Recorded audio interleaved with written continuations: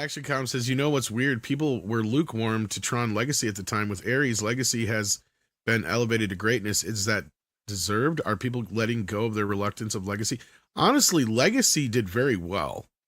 It was a bit high budgeted, but they did manage to pull in nearly $500 million worldwide back in, what was it, 2010?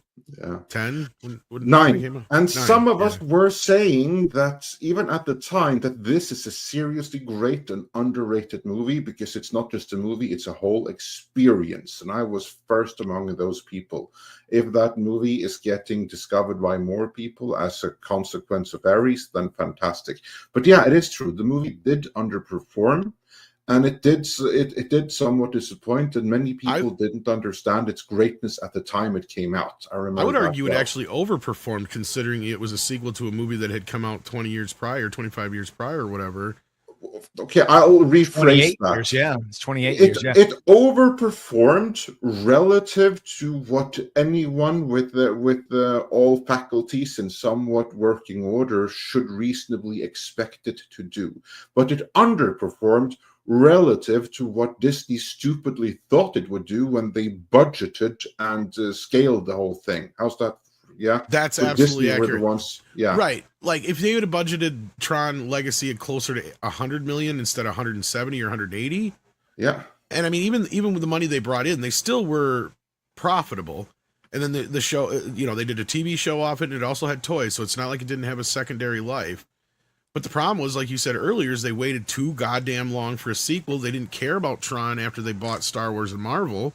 Yeah. And they had the opportunity there to nurse it through as a franchise that was viable. I mean, Tron Legacy was a decent reboot in a sense. Like if that came out now, if they were getting those same kind of numbers for Tron Legacy, for Tron Ares, we'd be seeing all the headlines about how much of a big hit this is. You realize that, the right? animated show is actually pretty good too. That came out after that, right? Well, but my point is like the thing is the original Tron was a disappointment, or Tron Legacy, I should say, was a disappointment when it came out, 15 years ago or whatever. But if it was doing that now with Tron Ares, they'd be saying it's a hit. We were talking about the same damn thing with Superman last night, and how this Forbes article just really kind of muddied the whole waters again with this whole conversation, even though I thought we had kind of moved past it at this point. But yeah, so like I think it's the same thing here. This movie, if it was a situation where it was doing those kind of numbers now, I think that Disney would be very happy. But at this point, yeah, I think this is a dead franchise. Well, the original Tron had terrible initial response in the theaters. Yeah, we had brought that up. Yeah, it was the original film really wasn't a hit, and I far from it. It's a VHS hit. That's what I just said earlier too. I suggested that the reason it lived on and got such a big cult following, or any kind of cult following whatsoever, was it was one of Disney's first VHS films, because they tested the market with some of their live action films and avoided doing any of the animated films up until they started doing like Sword in the Stone and Pinocchio and stuff like that. They finally and I think go, but we talk about the loss of the multiple streams of revenue, but that's actually a badge of courage for many of us nerds. That something bombed in the theater but became a VHS DVD hit. That's actually cool. That's a construct that people understand and has value. Right now, if someone says, it's a theater failure but a huge hit on streaming, really? Like, who cares? It doesn't have the same cachet. That's true. No, that's totally true. You're not wrong. I mean, because how many streaming movies just come and go and nobody talks about them again? Especially especially the bigger releases, and then they become streaming hits. Who cares?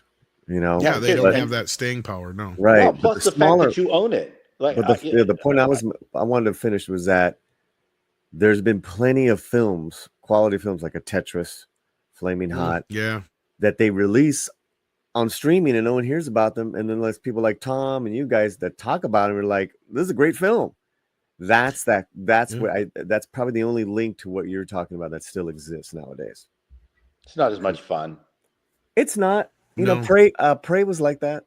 And I think F1 benefited from this, because if it hadn't been the fact that it didn't get a theatrical release, it would just be another Apple movie that nobody talks about, like Wolves, like The Family Plan, like Tetris. Like Tetris to me really upset me because I'm like, this should be the best movie. This should be nominated for Best Picture of the year.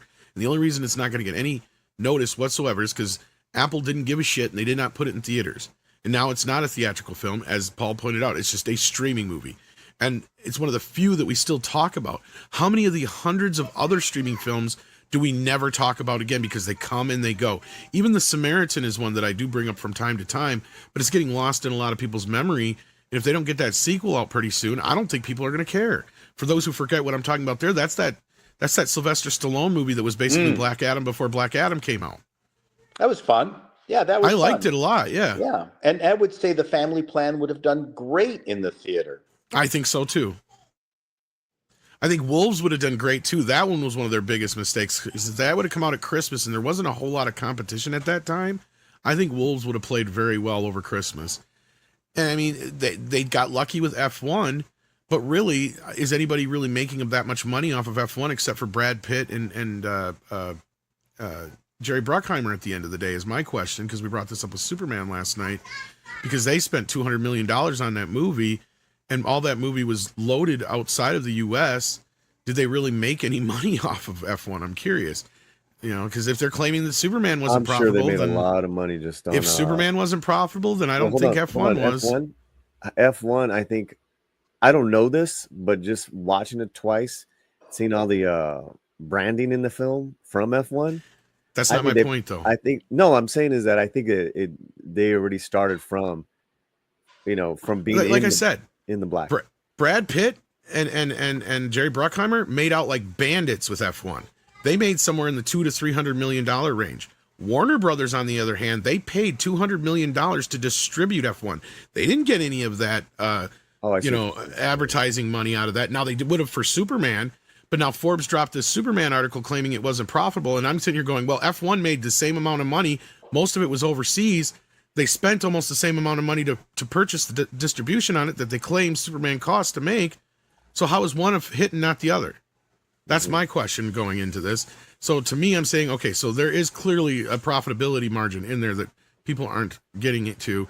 And Tron Legacy, had they gotten to it, to get back to Tron, had they done a sequel, like Andre said, 3 to 5 years after that last one, we'd still have a franchise. I bet we'd be on our 5th or 6th Tron movie by now. For sure. Instead, they let it languish. Yeah. It just needed to be properly scaled and budgeted, and that was always the problem. That being said, I do appreciate that they spent as much on Legacy as they did, if that is all we get. Because, I mean, that movie is an experience. I prefer it to Avatar. I see it in the same way as Avatar, which wasn't just about a story. The whole technology and everything that went into it made Avatar the experience of 2009 in theaters. But to me, Tron Legacy was far, far greater. It was even better use of 3D. Well, that's the thing with Tron Legacy, was even if you didn't really care for the story, it was a visually stunning film. And like audio visual masterpiece. Yes. The only reference thing I quality remember Blu-ray and stuff, yeah. The only thing I remember are the outfits and that one actress in it. I mean, I remember some Olivia of the set Wilde. pieces. Olivia Wilde. Yeah. That's all I remember is the outfits and Olivia Wilde, and that was enough for me at the time. I remember the music, of course, but I also remember some of the set pieces, especially like the action sequences and the game parts. Man. I remember Flynn looking like shit. Like, I kind of thought it was clever that they brought in ISOs. There's a lot of that. See, that was the thing with the first Tron, is I've never been good with computers, but I worked at an ISP, and one of the main guys I worked with there, he goes, "You ever seen Tron?" And I said, "No." He goes, "Okay, you're gonna watch it." And as we're watching it, he's explaining all the things to me, and it helped me understand computers better and how to put them together and stuff, because I'm supposed to be like slamming these computers together real fast with the parts, and I had no idea what I was doing.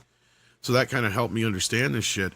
And you get to the second film, I feel like they just went to that next level, right? We've had X amount of years of computing technology that's expanded, and Legacy, I felt like, did a really good job of updating the world and the technology along with it. And but it just sounds like Tron Ares just lands flat. You had an emotional love story in it.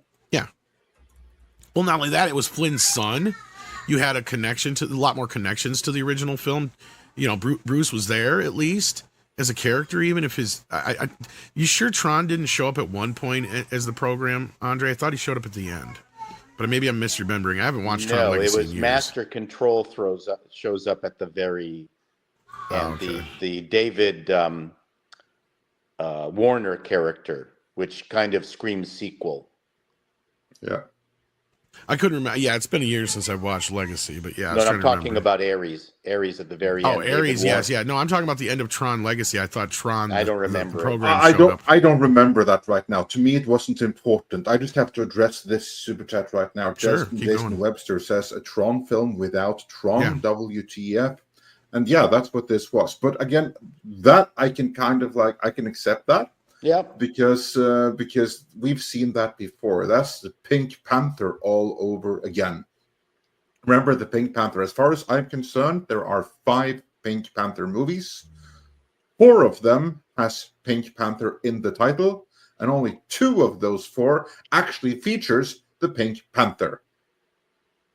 Yes, thank you. That's right. He was Rinsler in fucking Legacy. He is a big part of the story. Yeah. This clip was taken from Midnight's Edge in the Morning, which streams live every Monday, Wednesday and Friday at 9 a.m. Pacific Time on the Midnight's Edge main channel.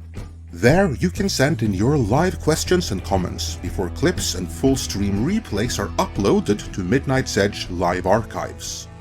We are also on Twitter, Rumble, Odyssey and Facebook, so smash that like, help share, subscribe and join us.